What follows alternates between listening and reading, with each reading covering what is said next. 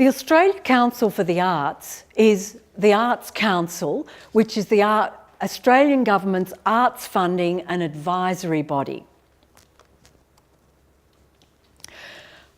This slide shows their offices in Sydney. They're located in the largest of the Australian cities, and Sydney's probably the best known of the Australian cities. The building may not look terribly impressive these days, but it was designed by an Australian leading architect. The aims of what I'm going to talk about today are to examine the changing role of the board of an arts council by looking at image, text and financial allocations over 45 years. To assess how an arts council positions itself by developing Australian identity over that time. And thirdly, to examine the correlations between gender diversity, image, text and funding allocations from the Australian Council to the Arts to different art forms that they fund through the council. So the research question that I've chosen for this study is, how have changing economic and social opportunities and government policies affected Australia's Aboriginal and Torres Strait Islander peoples, Aborigines, in one of the areas of strength and success, the arts. So I'm going to use a lot of examples of how identity has been developed through the arts in Australia, as evidenced in the annual reports of the Australian Council for the Arts, and what that says about the changing role of boards and governance over time.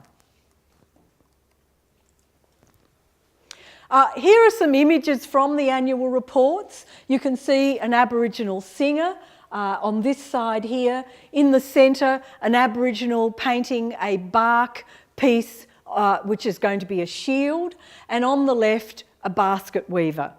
And some of the most impressive images in the annual reports over the 45 years I studied are Aboriginal images, images of Aboriginal art and artists.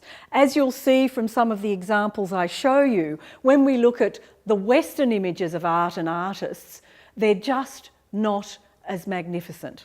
And what does that tell us about Australian identity as it's developing through these annual reports for the Australian Council for the Arts? As I said, the Australian Council for the Arts is the Australian Government's arts funding and advisory body. It was originally established as an independent statutory authority through the Australia Council Act in 1975. In 2013, the Australia Council Act was reworked and a new act came into being, updating the functions of the Australia Council, including the governance functions of the council. The Australia Council for the Arts is accountable through its board to the Australian Parliament and Government through the Minister for the Arts. Sometimes you would call them the Culture Minister. It provides funding to arts organisations that create and present work and service arts and artists. And its strategic plan reflects its desire to make visible the vitality of the arts and of culture, and to recognise the way Australians experience art. Now, the board structure of the Australia Council is interesting. In 1973, the annual report showed there were 18 to 24 board members on the board. By 1975-76, they felt this was already too big and it had been reduced to 15 to 19 members. In the 80s, which was a decade of change, of reform and renewal, of democratisation and of bringing in the new public management, and I'll explain and talk about that as we go through the presentation, they again reduced the board members to around 14. And in 2013-14, there were 11 on the board. So you can see the board is becoming smaller in composition, and it's just graphed down here so that you can see how that changes over time. The years are very faint. They're a bit hard to see. I'm sorry about that. So just to give you an idea of how the board composition shifted, in 1985 the annual report said, "The Australia Council Act requires most board members to be arts practitioners." So we had this conversation yesterday, should people on an arts board be artists? And the feeling was in those days that yes, you should have mostly arts practitioners on the board, or are people associated with the arts, who bring to the boards a body of first-hand specialised knowledge, and this requirement is vital to the concept of peer group assessment, because the peers assess the grant applications, by the boards, a concept strongly endorsed by council. Now, this changes over the years. You can see here, I've clipped out what the board looked like in 1985-86.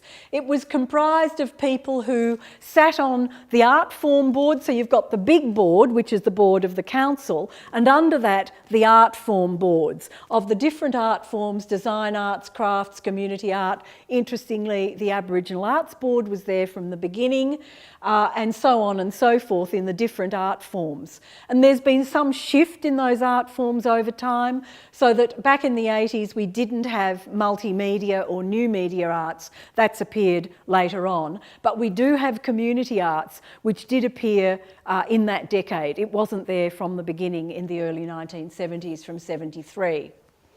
The General Manager is ex officio member of the board.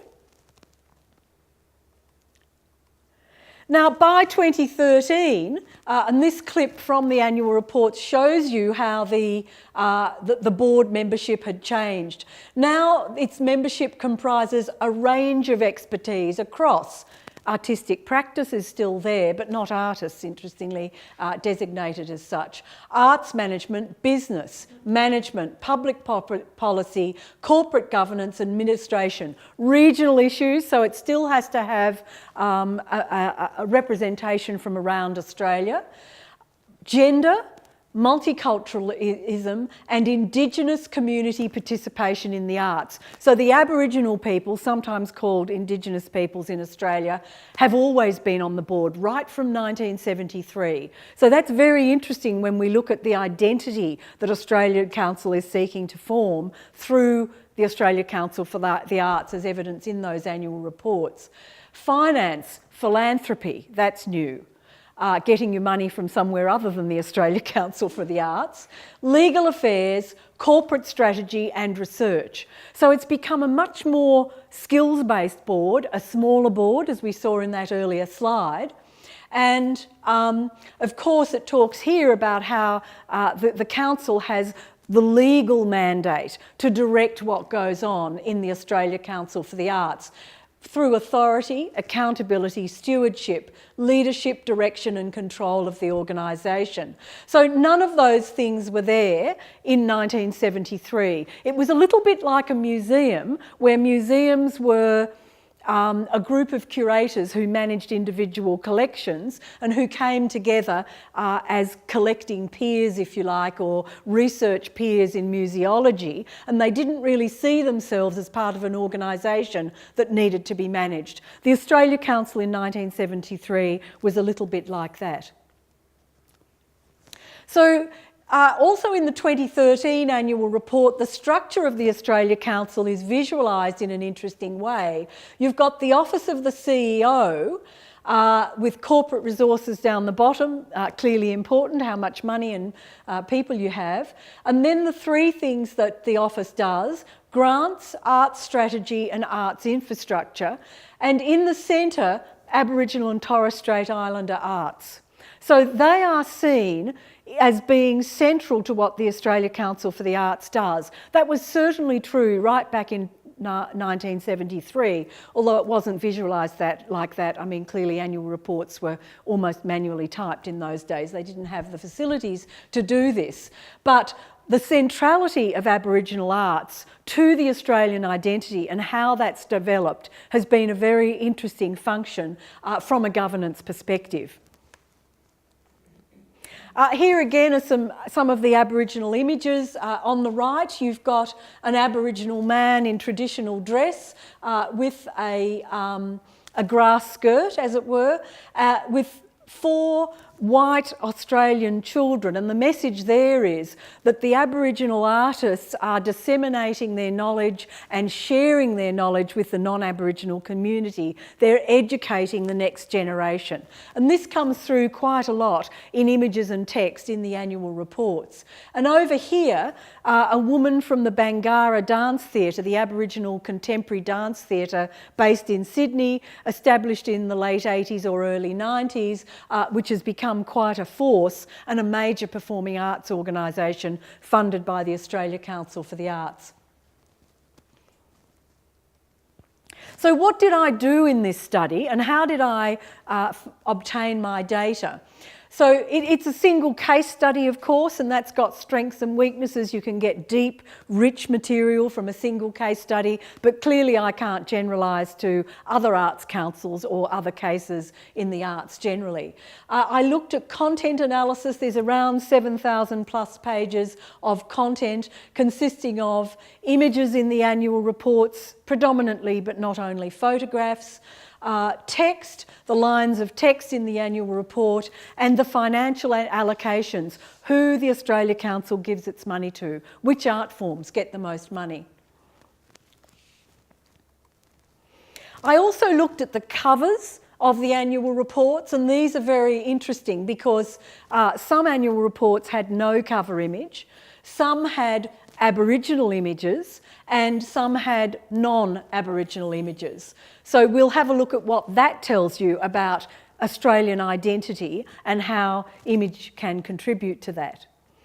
And internally, I identified an index for assessing the amount of space that was devoted, the amount of space being text, lines of text that were devoted to issues in the annual report. And here we're looking at Aboriginal versus non-Aboriginal issues to do with Aboriginal identity.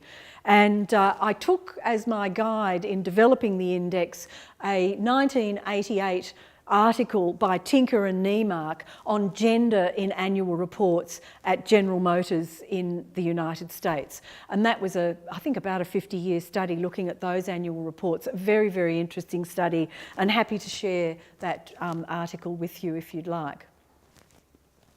Here it's just talking about the text and how I devised that index based on Tinker and Niemark's work, and some examples from the annual reports at the top, and then some of my page workings out in Excel down there. So we looked at lines of text, and then we divided about the number of lines in each annual report and then multiplied it by 100 because some of the annual reports were different sizes, so we had to allow for that. In funding allocations, we looked at the financials in the annual reports and identified where the money went to and how the budget for the Australia Council changed over that 45-year period, where the grants went to in the different states of Australia, and there's a clip just showing you in 1 year where they go. The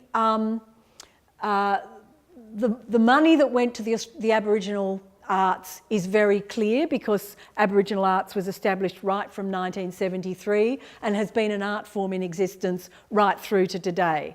However, some of the other art forms, as I said, have come and gone. So we've had, multimedia arts, new media arts, community arts appear, disappear, be merged with other art forms and so on. So it wasn't always easy to get a full 45-year history in some of the areas where funding occurred. So that's a bit of a methodological challenge, if you like. And here's an image from inside one of the annual reports from 2014, which just shows you a picture of an orchestra. It is a black and white image, but they're now using in the interior of the annual reports artistic images, and then talking about one of the issues of the day, management and accountability, and then there's a section on that in the annual report. Of course, nothing like this in those early days. That's far too managerialist for 1973 or even 1980. So one of the issues that I was interested in looking at how the identity of the Australia Council and how they use the development of Australian identity through the arts, was to look at board member diversity. Now, again, the years are very faint there, so apologies for that. But I can give you the slides, you can see it better. So it just goes through from 1973 through to 2015-16 here. And these years are interesting. This is the decade of the 1980s. There was gender equity there, and that was a decade of reform and renewal. I don't know what was happening in Europe at the time, but in Australia we had, throughout most of the 80s, a reformist, centrist, a bit like Tony Blair Labor government in Australia. They brought in the Affirmative Action for Women Act, which was like an Equal Opportunity for Women at Work Act, and that affected job opportunities for women at various levels, including at board level for the Australia Council for the Arts. In the government sector, of course, the government could affect the composition of employment, including the composition of boards. And what I'm looking at is correlating what was happening throughout these decades in gender diversity with what was happening in other aspects of the annual reports: images, text and funding. And then more recently here, this is also interesting because, can I see it? The blue is male, the aqua is male and the brown is female. Again, in these early, mid to late 2013, 2014, from there, or I guess through from 2011, 12, much more gender equity on the board. And my gut tells me, and I'm interested in your comments on this because I'm still working through analysing the data, the chair here is an outstanding chair, Rupert Meyer. He is a philanthropist, personally extremely wealthy, very interested in Aboriginal art, very interestingly, and very keen to have not only gender diversity but ethnic diversity through the Australia Council from the board right down. And back here, you also had some strong chairs who were clearly leading what was going on in the Australia Council. But it's not all a happy story, unfortunately. So here again you've got the gender by CEO, you've got the timeline along the bottom, the blue is male and the brown is female. There's more difference in, I mean it's only two people, well one male and one female at different times obviously, but there has been more variation in gender at the CEO level, and if you look at the 80s again, you've had both males and females throughout the 80s, more men and women acting in the role of CEO than has been the case later on. So that's interesting as well. Chairs by gender, they've mostly been men, and the aqua, the blue, is male, but from 94 through to 2000, there was a woman who was chair of the board. Let's have a look at the covers, and I'll go through each decade. The cover images, interestingly, and not unexpectedly, many covers in the early years had no images at all. We weren't as, didn't have the greater facility with printing and colour printing in particular. But once the cover images started to come in, two were Aboriginal and one was non-Aboriginal in that decade, and the very first cover that was produced was an Aboriginal cover. So linking Australian identity and Aboriginal arts, I would argue that if you're putting them on the cover, you're saying they're important and there's something to do with the centrality of Australian identity, at least in the arts. In the 1980s, this is this decade of reform and renewal. For the first time in 82-83, the Australia Council commissioned a consultant to design the logo, and this is the logo here, and you will see that logo appear on the annual reports over time after that. Well, it appears and disappears.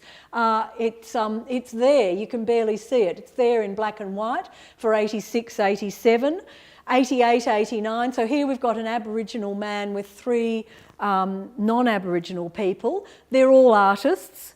So, well, you could say 25% of that cover is Aboriginal. I asked an Aboriginal Australian researcher at the university, did she consider that an Aboriginal cover or not? And she said, yes, it's inclusive. So I've therefore included it as an Aboriginal cover. So I did seek some advice on that. And this one is an Aboriginal design with, you know, the shield-like shape, a dog and a head down here. 88, 89, 90, 88 was the centenary of white settlement in Australia, 200 years after white settlement. And that was quite a contentious time, according to Aboriginals, because they see it as the bicentenary of invasion, not of settlement. So my interpretation is that coming up to the anniversary of settlement, the 200 years of white settlement, the Australia Council for the Arts is trying to position the Aborigines as being inside the tent, included, part of what they're doing, and important enough to be leading the debate in the bicentenary celebrations. In the 1990s, we're still seeing Aboriginal covers, although if you go back to the 80s, you've got more Aboriginal covers than non-Aboriginal covers in that decade of reform and renewal. And here it's back to more non-Aboriginal covers than Aboriginal covers, but they still figure quite prominently, and there are no issues that have no images at all. Here you can see the logo becoming more stylised into the 90s. This is an Aboriginal image up here, and down here it's Aboriginal and non-Aboriginal images on this cover, but considered Aboriginal by my classification due to what the advice I received from the Aboriginal researcher I consulted. In the 2000s, and I've broken this up into 2 parts, so the decade 2001 to 2010, more non-Aboriginal than Aboriginal images and many with no image. They went into kind of what I consider a fairly bland corporatist style of very few images in the annual report at all, but branded in the Australia Council's red colour. So external and internal, few images. By 2014-15, when Rupert Meyer was chair, he was bringing back that Aboriginal leitmotif and showing it on the cover, and it appears again in the next year. And in the 2011 to 2017, you've got 2 of each, no image, Aboriginal and non-Aboriginal image. So overall, there's around a third of the covers are non-Aboriginal, a third Aboriginal and a third with no image at all. So given that the Australian Aborigines are 2.5% of the population, it's interesting to see that around 33% of the covers are Aboriginal. So my argument is that they are considered very important to the identity of the Australian community, at least as it's depicted through the arts in the annual reports. Now this is again hard to see, so bear with me. So here the cover images are simply plotted, and you can see the decade of the 80s is the era where there were the most Aboriginal images, and no images here, and non-Aboriginal images here, more in the 90s than in other decades. Why was the reaction so strong? They got rid of all the women on the board at around 90? They did. They did. And you see this market change? I can't answer that now. I'm going to follow up with some interviews, which I haven't done yet. So I've drawn up a list of stakeholders whom I could, go and talk to the the board member, the chair, some of the people who've been involved in the Australia Council over the years. Many of them I know, so I'm hoping they would speak to me, and I thought I could show them some of these slides and say, you know, what does this mean to you? How do you interpret it? What was going on at that time? It doesn't really tell you in the annual reports, but I think those people will know. So I hope to find that out, Jens. So the cover images, here it just looks at them by colour, and not surprisingly you had different variations of black and white colour, and then the number of covers overall in total. And divided another way, you can see that roughly 30% of images, no image, Aboriginal and non-Aboriginal. And then I've divided it into periods, just so that you can see what was happening in the early years and how many Aboriginal covers there were, compared to later, as you were saying, Jens, where there were more non-Aboriginal images, and then up here it's changed again. So I'm thinking through how to analyse that data. But the funding is the issue that we really have to look at. And this is a very sad tale. If you look at what's happened to the Australia Council budget, which is this line here, you can see how much it's grown over the years. It's really grown exponentially. And this is the funding to Aboriginal arts, which has flatlined. Now, have they appropriated Aboriginal image and identity through the Australia Council for the Arts? I've got Gertrude being very surprised here, because they haven't received the money. Now, one of the things I want to do is to go and talk to the chair of the Aboriginal Arts Board and the head of administration for Aboriginal Arts and say, do you realise you haven't received the money that perhaps you should have? And perhaps they could ask for some more. You know, is there an argument to be made for redress financially in the present for past inequity? I mean, these are the sorts of ideas that I'm grappling with. So, internal images, this is Rupert Meyer. I've put him up there because I think he's a very fine chair and a fine person. Here you can see we've got an Aboriginal person here and right over on the left. So this is this inclusivity in the senior management group with the CEO here and 2 Aboriginal people in that senior management group. So it is an inclusive management group, but then still not getting the money. And then you've got artwork, dance, contemporary art, contemporary dance here, looking at some of those Aboriginal images. Now, this again is hard to see, but what I've done here is I've put the text, images and funding onto one graph. So this is the funding, this is the Aboriginal arts funding compared to the Australia Council total budget. The red is the total number of Aboriginal images in the annual reports, and you can see there are a lot of images, and it has much more impact in terms of amount of space than the text, which is the blue line here, which is much lower.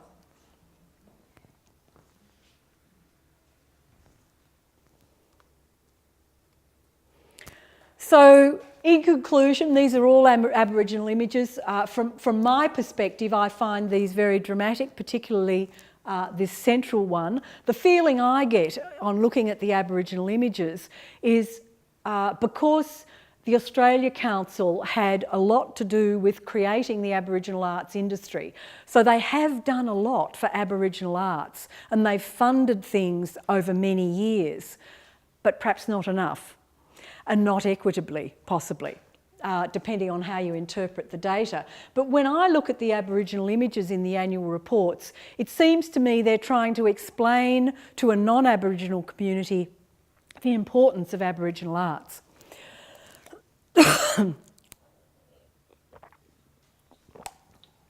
Whereas when you look at the Western images, my interpretation is that you understand that, so they don't need to explain it, and they're just not as interesting.